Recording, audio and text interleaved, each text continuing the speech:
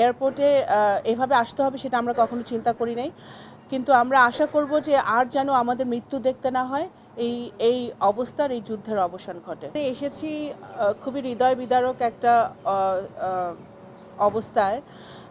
বলার কিছুই নাই। আমরা সবসময় বলে আসছি যে বাংলাদেশের কাছে বাংলাদেশের নাগরিকদের নিরাপত্তা সবচেয়ে বেশি গুরুত্বপূর্ণ আমাদের কাছে।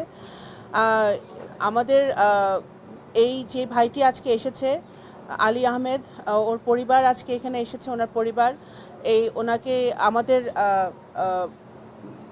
প্রবাসী কল্যাণ মন্ত্রণালয়ের সচিব সহ আমাদের কর্মকর্তারা এবং তার পরিবারের সদস্যরা আলী আহমেদের কে নিয়ে ওনার মৌলভীবাজারে তার যে গ্রামের বাড়ি ওখানে নিয়ে যাবে।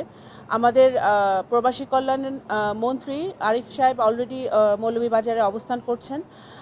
আমাদের সরকারের পক্ষ থেকে আমরা যতটুক আমাদের নাগরিকদের পাশে থাকা যায় সেটা আমরা করার চেষ্টা করছি।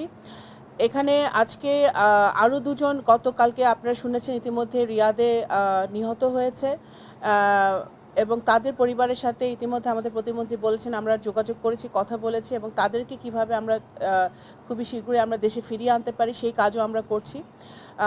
আমরা এতটুকুই বলতে পারি যে আজকে এখানে এসেছি, এয়ারপোর্টে এভাবে আসতে হবে সেটা আমরা কখনো চিন্তা করি নাই, কিন্তু আমরা আশা করব যে আর যেন আমাদের মৃত্যু দেখতে না হয়, এই এই অবস্থার এই যুদ্ধের অবসান ঘটে।